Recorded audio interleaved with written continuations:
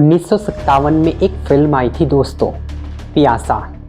और उस मूवी का एक बड़ा ही मशहूर और पसंदीदा गाना था मोहम्मद रफ़ी साहब का। सर जो तेरा चकराए या दिल डूबा जाए, आजा प्यारे पास हमारे, काहे घबराए काहे घबराए। उस समय रफ़ी साहब ने ये गाना गाया था, बहुत प्रसिद्ध हुआ।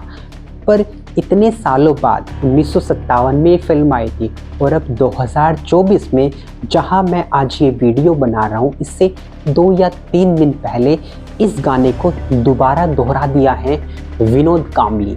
नाम आपने सुना होगा, सचिन तेंदुलकर के सबसे पहले मित्र, सबसे पहले घनिष्ठ मित्र, जिनके साथ उन्होंने अपने क्रिकेट की शुरुआत की थी।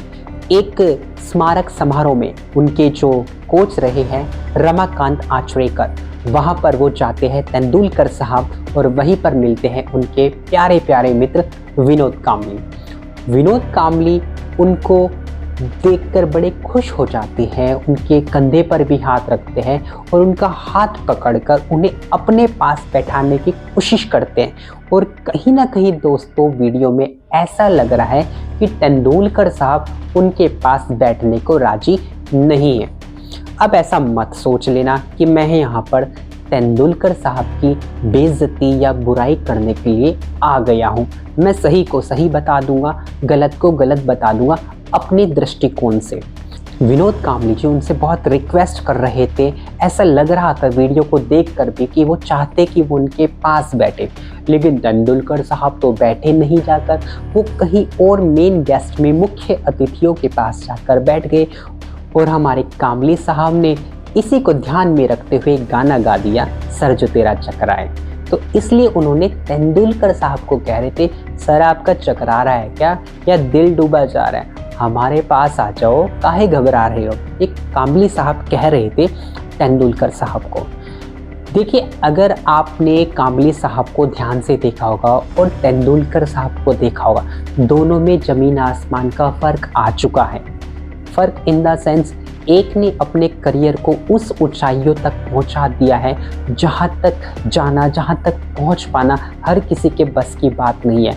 पर एक ने उस ऊंचाइयों तक जहां वो जा सकता था, उसने कुछ अच्छी आदतों के चलते हुए उन ऊंचाइयों तक वह नहीं पहुंच पाया। और वो अच्छी आदतें क्या थी? नशे का सेवन करना, लड़कियों के साथ मौज मस्ती करना, उस दौर में जब उनका जो करियर था बहुत पीक पर था। कहते ना, शोहरत भी हर किसी से संभाली नहीं जाती है दोस्तों। कांबली साहब इसी का एक उदाहरण है। 2013 में हार्ट अटैक भी आ चुका है और न जाने कितने हेल्थ इशू से वो गुजर रहे हैं हमारे विनोद कांबली साहब। और बहुत सारे इंटरव्यूज आप देख सकते हो उनके, जिनमें वो तेंदुलकर साहब को बहुत अच्छी अच्छी बातें कह रहे होंगे।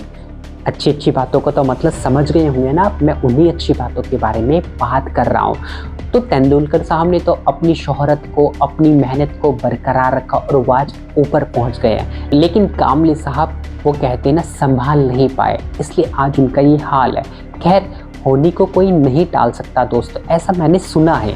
लेकिन कहीं ना कहीं आपकी जो स्थिति है दोस्तों, उसके आप स्वयं ही जिम्मेदार होते हैं। अब यहाँ पर मैं तेंदुलकर साहब की कोई तारीफ नहीं कर रहा हूँ, मैं उनको भी कहना चाहता हूँ, अगर वो आपको अपने पास बैठाने के लिए कह रहे थे तो उनके पास बैठ जाते। तेंदुलकर साहब ने बहुत नाम कमाया है दोस्तों, क्रिकेट का भगवान कहा जाता है। वही तेंदुलकर साहब, जब हमारे देश की महिला पहलवान वो जब अनशन पर बैठ जाती है, स्ट्राइक पर बैठ जाती है, वो एक शब्द भी नहीं बोलते हैं हमारे क्रिकेट के भगवान। वो हमारे ऐसे भगवान हैं दोस्तों, एक तरफ देश की बात करते हैं, दूसरी तरफ वो क्या करते हैं, हमारे देश के युवाओं को फैंटेसी गेम खेलने की सलाह भी देते हैं, क्रिकेट के भगवान। तो यहाँ पर तो भैया किसी का कोई भरोसा नहीं है, कौन जनता को, कौन युवाओं को, कौन लोगों को सही दिशा दिखाने का प्रयास कर रहा है, कोई भी नहीं। कांबली साहब अपने किए कि खुद जिम्मेदार है। सचिन तेंदुलकर साहब क्या कर रहे हैं, एक तरफ अच्छे काम कर रहे हैं, दूसरी तरफ लोगों को क्या कर रहे हैं, आइए फैंटेसी गेम में। तो आपको क्या लगता है दोस्तों, जब कांबली साहब, विनोद कांबली इतनी रिक्वेस्ट कर रहे थे कि हमारे पास आके बैठ जाओ, तो तेंदुलकर साहब को बैठना चाहिए था या नहीं, और आप किसका समर्थन करते हो?